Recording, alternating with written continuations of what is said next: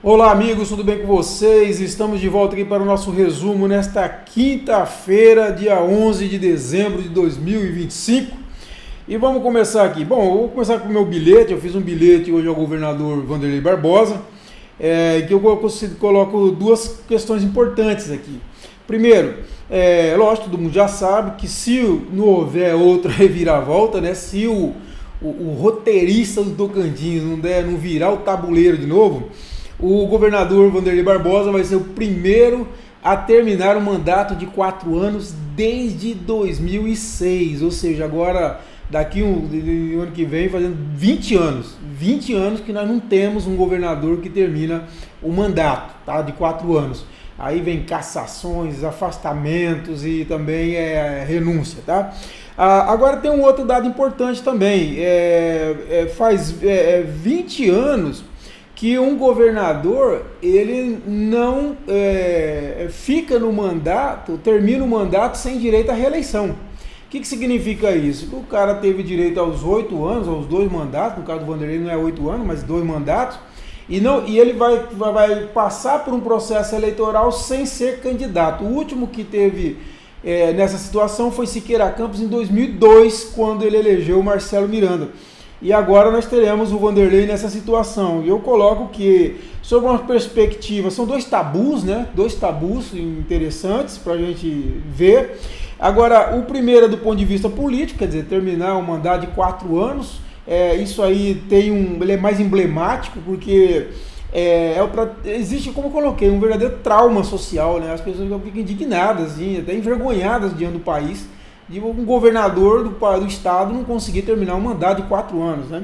E agora, de uma perspectiva administrativa, o segundo tabu ele é mais importante, ou seja, de o governador no mandato, que está terminando o mandato, não poder ser candidato à reeleição. Por que isso aí? Porque não vai entrar com os 2 pés na estrutura do governo na campanha.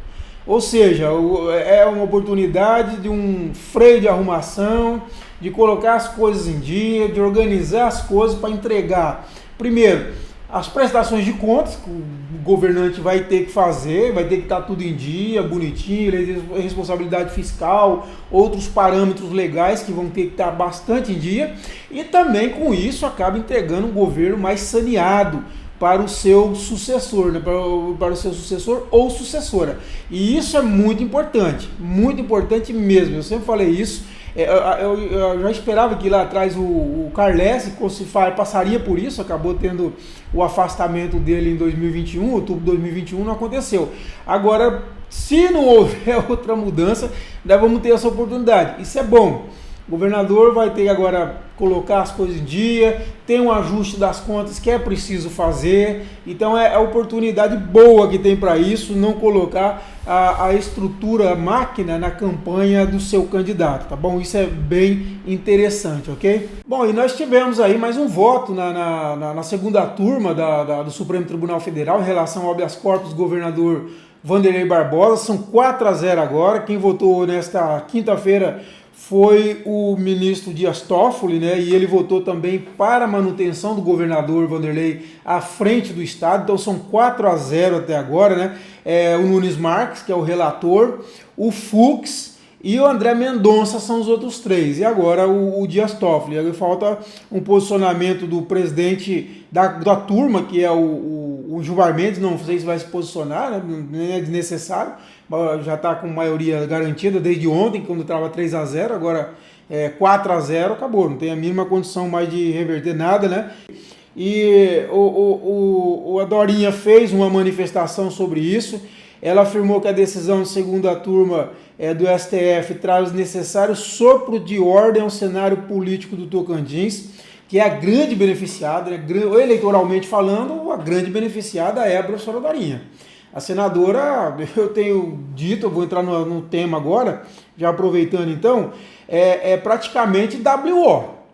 Na minha opinião, hoje o cenário é WO quase, sabe? Vai ter uma possibilidade aí desses candidatos até agora colocado, o Laurez fora da máquina, não tem competitividade, ele não vai conseguir formar musculatura para uma candidatura nesse sentido para fazer frente. Então eu acho hoje uma candidatura praticamente imbatível da Dorinha nesse cenário. Agora, o que acontece? Está tendo um movimento que eu já trouxe para vocês lá atrás, do deputado federal Alexandre Guimarães.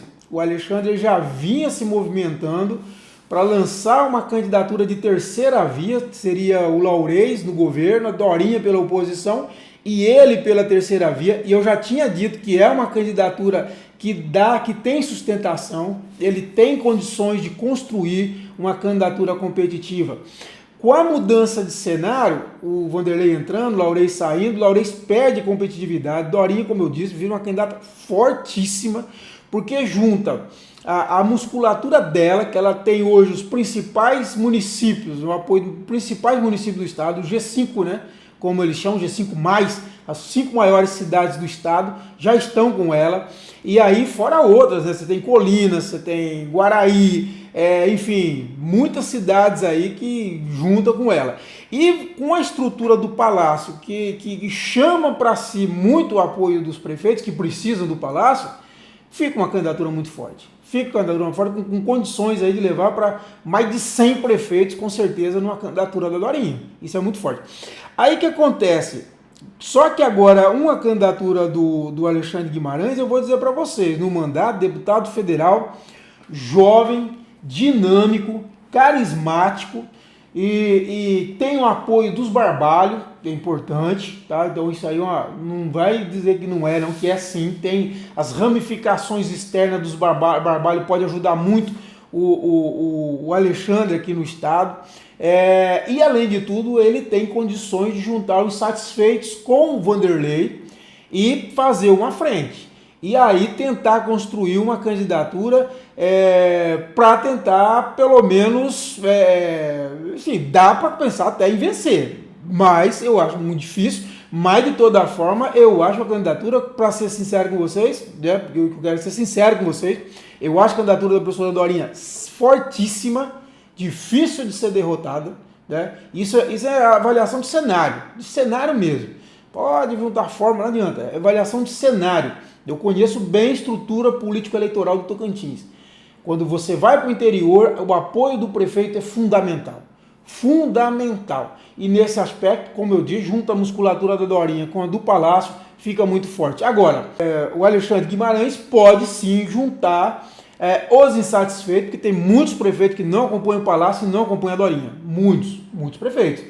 Tem muitos líderes pelo estado todo também insatisfeitos. Se houver uma unidade da oposição, pode dar uma candidatura que incomode, e pelo menos incomode. Aí, logicamente, vai depender dos erros e acertos. Digamos que a candidatura da Dorinha erra muito, é lógico, você vai errar muito, vai perder a eleição. Agora, então tem condições. Eu acho a candidatura do Alexandre Guimarães uma candidatura, primeiro que eu acho muito bem-vinda, nós precisamos de ter competitividade. O governador que ganhar a eleição tem que valorizar a vitória. Tem que valorizar. E outra mais importante, quando você tem uma concorrência forte à altura, você tem debate de ideia e de proposta. Você tem que colocar o que você quer à mesa, não tem outra saída. E aí você tem que colocar mesmo. Num WO desse que nós estávamos caminhando para ter, que estamos caminhando para ter, na verdade, já assim, leva lá, vou ganhar a eleição mesmo, tá tudo tranquilo, lógico, estou falando exagerando, mas é mais ou menos essa lógica. Essa eleição não teria outro rumo. Agora, se eu tenho um candidato que pode morder meu calcanhar, não, aí eu vou ter cuidado. Aí eu vou apresentar a proposta, vou debater ideia, vou contrapor, enfim, vou participar efetivamente de corpo e alma numa campanha eleitoral. Então, nesse sentido, eu acho fundamental, importantíssimo para a democracia do Tocantins e para a apresentação de ideias, porque nós precisamos saber o que a professora Dorinha quer, o que o Alexandre Guimarães quer para o Estado. Nós temos a necessidade, eu digo sempre para vocês, de um planejamento de médio e longo prazo, e nós não temos há muitos anos, desde o fim do siqueirismo, que nós não temos um debate de médio e longo prazo. Nós perdemos projeto de Estado. Nós não temos um projeto de Estado, nós vivemos de voo de galinha. Voo de galinha. O cara se elege agora em 2026, pensando na eleição de prefeito em 2030. Em 2030 ele pensa na reeleição dele de 2028. Em 2028 ele pensa na reeleição dele em 2030. É assim que a gente está vindo tocando as coisas há 20 anos. Não pode, nós precisamos parar, juntar a sociedade civil, discutir o Estado, que definir um projeto de Estado. Qual Estado que nós queremos para 20, 30, 40, 50 anos? Esse é um desafio do Alexandre Guimarães e é um desafio da Dorinha. E também do Ataídes, também, que vem aí, candidato, desafio de todo mundo. Agora, é por isso que essa entrada de uma candidatura que pode agregar, como é do Alexandre Guimarães, pode agregar, é deputado federal, tem um apoio, tem musculatura, é dinâmico, então, sim, é carismático, já mostrou isso, quer dizer, uma pessoa que vem conquistando espaço, né? Olha lá Araguaína, já o irmão já é vice, né? É um negócio assim que eu acho até meio estranho, irmão de vice, mas tudo bem, aqui é prática no Tocantins, uma familiocracia que impera aqui no Tocantins, mas de toda forma mostrou a força, mostrou que sabe articular, e isso ele vem mostrando ao longo do tempo. Então, assim, muito importante, nós precisamos de ter uma disputa assim, precisamos, não tem que dar de graça para ninguém não, tem que ter WO não, nós temos que ter uma disputa de ideias, de propostas, de vida, enfim, nós precisamos ter uma eleição de verdade, plena, e nesse sentido a candidatura do Alexandre é muito bem-vinda, nós precisamos dela, ok? E para a gente fechar, vamos lá, oh meu Deus do céu, o assunto indigesto. Câmara dos Deputados. Todo dia apronta uma, gente. Todo dia apronta uma. Agora pegaram essa condenada, prisioneira, presidiária na Itália, Carla Zambelli, condenada a 10 anos de prisão. Primeiro porque é uma burrice enciclopédica. Ela pega um hacker, invade o sistema do CNJ, falsifica um pedido de prisão do Alexandre de Moraes, assinado pelo Alexandre de Moraes. Então, assim, é uma pessoa imbecilizada, totalmente imbecilizada. Não é essa a questão. A questão é que o processo ocorreu, foi condenada, não coube recurso, não conseguiu. Aí falaram, tem prova sim, tem conversas, tem muita prova e está condenada. E não tem que discutir. Está condenada, trânsito em julgado. Aí os deputados fazem um julgamento que eu acho que não devia fazer, não tinha que passar pela Câmara, nesse aspecto, porque é um julgamento criminal, mas tudo bem, passou lá, não deram autorizar a cassação dela, ou seja, ela vai estar presa na Itália, nós vamos continuar pagando o salário dela, do gabinete dela, até ela estourar em faltas, aí ser caçada por falta. É a mesma coisa do Eduardo Bananinha Bolsonaro, e parece que caminha para ser também do Ramagem, vamos ver. E tem um Ramagem também. Então, assim, 3 deputados foragidos, 2 presidiários. Um só não é presidiário que foragiu, e a outra que está presa lá na Itália. Está presa na Itália. Então, assim, esse é o retrato da Câmara. Isso mostra o que é essa Câmara dos Deputados, a baixeza, a falta de espírito público, sabe assim, é uma Câmara nanica, é uma Câmara que não tem qualquer sintonia com um país que quer se tornar um país grande, sério. Não, essa Câmara é o contrário. É a Câmara, não, é o Congresso. Esse Congresso, nada na contramão. E no Tocantins nós tivemos 6 dos 8 deputados que votaram para manter o mandato da Carla Zambelli, né? Só não votou, olha aí, ó, o Alexandre Guimarães, Carlos Gaguinha, Eli Borges, Felipe Martins, Thiago Dimas e Vicentinho Júnior foram contra a cassação da parlamentar.